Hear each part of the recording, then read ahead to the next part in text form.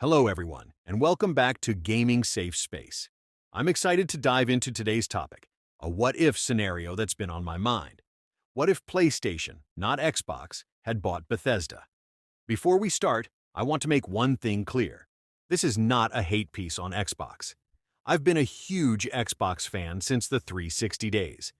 Gears of War and Halo are some of my favorite franchises, and I've always admired their backwards compatibility program. Even with Microsoft's massive backing, Xbox has this underdog spirit I love. So this isn't about criticizing Xbox. It's about imagining how Bethesda might have thrived under PlayStation. I think they'd be in a better spot today.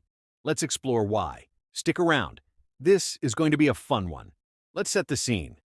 In September 2020, Microsoft acquired ZeniMax Media, Bethesda's parent company, for $7.5 billion.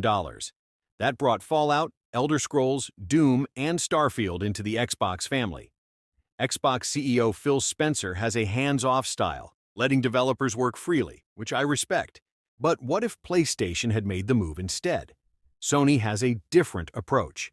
They focus on big cinematic exclusives like The Last of Us, God of War, and Spider-Man. Bethesda's open-world RPGs could have fit perfectly into that strategy. I believe PlayStation's direction might have pushed Bethesda to new heights. Let's break it down, starting with Fallout. Fallout is one of my favorite series. Fallout 3, New Vegas, and even Fallout 4, despite its flaws, hold a special place in my heart.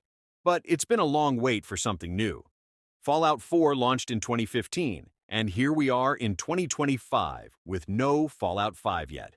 Now, Fallout 76 is still a thing, and it's doing well. It launched in 2018 to a rough start, but Bethesda has turned it around. It has a big fan base today, with updates like the Wastelanders expansion in 2020 adding NPCs and story. It's come a long way. But let's be real. Most fans, including me, are craving a new single-player Fallout.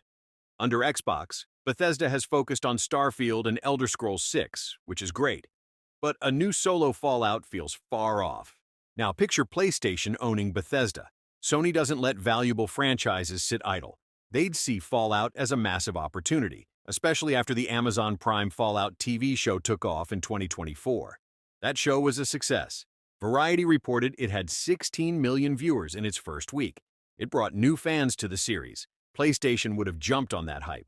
I imagine a new single-player Fallout exclusive by now, built for the PS5. Sony pushes their studios to deliver. For example, Naughty Dog released The Last of Us Part 2 in 2020, just 7 years after the original. Bethesda's Todd Howard is protective of Fallout.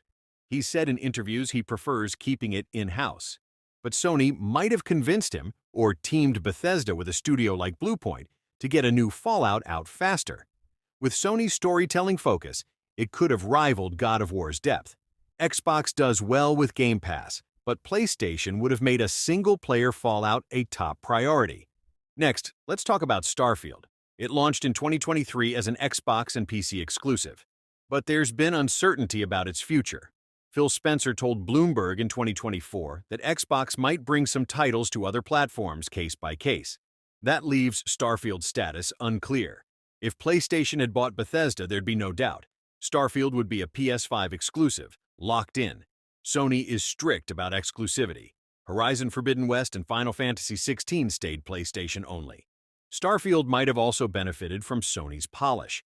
It sold 10 million copies by late 2023, according to Microsoft, which is impressive. But reviews averaged an 83 on Metacritic, with some criticism about bugs and pacing. Sony's exclusives like Ghost of Tsushima or Returnal often launch with stunning visuals and tight gameplay. With PlayStation support, Starfield could have been smoother and more refined. Xbox gave Bethesda freedom, which I appreciate, but Sony's guidance might have elevated it further. Now, here's where I get excited. Remasters. Fallout 3 and New Vegas deserve a modern upgrade. The TV show has new fans eager to explore the classics. Under Xbox, we've got backwards compatibility. New Vegas runs on Series X with FPS boost, which is fantastic. But there are no full remasters yet. PlayStation has a different approach. They excel at remakes and remasters. The Last of Us Part 1 in 2022 was rebuilt for PS5. Demon's Souls in 2020 was a stunning remake. If Sony owned Bethesda, I bet we'd have Fallout 3 and New Vegas remasters by now, timed for the show's 2024 release. Imagine a studio like Bluepoint, known for Shadow of the Colossus, handling those remasters. Bethesda could focus on new games while we get Fallout 3 with ray tracing and New Vegas with PS5 haptic feedback. Xbox's backwards compatibility is amazing, but PlayStation's remaster expertise could have given Fallout the update it needs. So, what if PlayStation had bought Bethesda? I think we'd have a new single-player Fallout exclusive by now, a polished Starfield locked to PS5, and remasters of Fallout 3 and New Vegas. Sony's focus on prestige exclusives would have pushed Bethesda to deliver faster and better. Fallout 76 is thriving, sure, but fans want that next solo adventure. I still love Xbox. Phil Spencer's approach keeps them special to me, and I'm excited for Elder Scrolls 6. But PlayStation might have been the spark Bethesda needed to shine brighter. What do you think? Would PlayStation have been a better home for Bethesda, or is Xbox the right fit? Let me know in the comments below.